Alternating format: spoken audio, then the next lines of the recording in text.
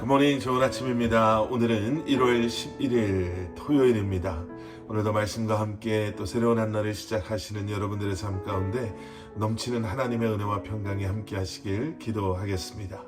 오늘도 주님을 알기에 애쓰는 그리고 그 애쓰는 마음과 간절한 마음과 또 사모하는 마음으로 말씀 묵상으로 하루를 여시는 여러분들 되시기를 저도 여러분들과 함께 기도하겠습니다. 오늘 우리에게 주시는 하나님의 말씀은 요한복음 4장 1절부터 14절까지의 말씀입니다. 요한복음 4장 1절부터 14절까지의 말씀. 여러분, 상처가 없는 사람이 있을까요? 완벽하지 않은 이 세상 속에서 한치 앞도 내다볼 수 없는 크고 작은 사고와 사건들을 미리 알 수 없는, 예상할 수 없는 그러한 삶을 살아가는 우리에게는 여러 가지 상처가 있을 수 있습니다. 그리고 우리는 그 상처들을 가리기 위해서 나름 많이 노력하며 살아갑니다. 얼마 전에 어떤 집회에 가서 말씀을 전하는데요. 정말 열심히 예배드리는 한 청년이 있었습니다. 그런데 그 청년의 한쪽 팔에요, 문신들이 있었어요. 문신이 있어서 편견을 가지고 그러는 건 아닌데, 뭔가 좀 문신이 어울리지 않는 그러한 청년의 팔에 문신이 있어서 의아해하다가 나중에 교제할 시간이 있어서 이런저런 대화를 나누다 이런 이야기를 그 청년에게 들었습니다. 그 청년이 예상치 못했던 그러한 사고로 팔에 큰 흉터가 남게 된 거예요. 좀 어렸을 때, 그때보다는 좀 어렸을 때 있었던 일인데, 그게 너무너무 보기 싫어서 아직 좀 철이 덜 들었을 때, 목사님, 제가 생각해낸 게 그냥 문신으로 그 상처를 좀 가리는 거였습니다. 사람들한테 좀 터프하게도 보이고 그 흉터도 보이지 않고, 그래서 그때의 그 아픔이나 사고도 기억하지 않으려고 제가 그때 어린 나이에 생각해낸 최고의 방법이 그거였습니다 라고 이야기를 하더라고요.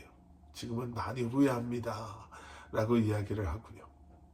우리는 참 여러 가지 방법으로 우리가 원치 않은 상처들을 가리려고 합니다. 오늘 본문에 정말 상처라고 하면 빠질 수 없는 한 여인이 등장하죠. 사마리아 여인, 우물가에서 예수님을 만났던 바로 그 사마리아 여인입니다. 결혼을 5번이나 실패했고요. 지금은 6번째 남자와 함께 살고 있는, 그래서 그 관계의 깨어짐 속에, 그리고 그것을 바라보는 주변의 사람들로부터 너무나 많은 상처를 받았을 거예요.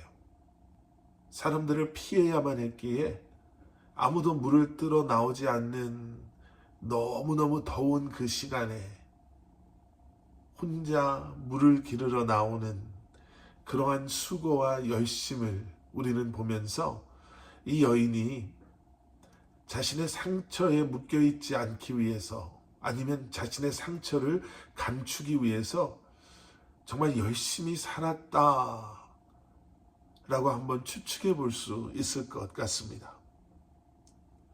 5명의 남편에게 버림을 받고, 또 5명의 남편에게 버림받은 여자라는 그러한 낙인이 찍혀서 사람들의 수군거림과 손가락질을 보고 싶지 않아도 볼 수밖에 없었고 들을 수밖에 없었던 이 여인.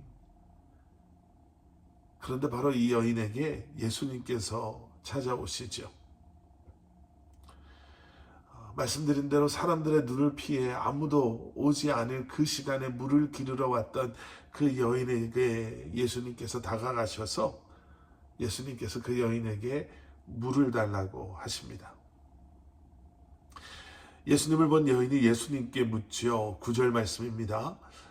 사마리아 여자가 이르되 당신은 유대인으로서 어찌하여 사마리아 여자인 나에게 물을 달라 하나이까 하니 이는 유대인이 사마리아인과 상종하지 아니함이러라. 이 질문은요, 자신이 누구인지 너무나도 잘 아는 사마리아 여인이 한눈에 봐도 알 수 있는 유대인 남자 예수님께 이렇게 저에게 말을 거시면 안 되는 거 아닙니까? 사람들은 상종도 하지 않는데요 라고 질문하는 거예요. 그리고 두 사람 사이에 몇 번의 대화가 오고 간 후에 예수님께서 이 여인에게 이렇게 말씀하십니다. 오늘 보면 마지막 14절입니다. 내가 주는 물을 마시는 자는 영원히 목마르지 아니하리니 내가 주는 물은 그 속에서 영생하도록 솟아나는 샘물이 되리라.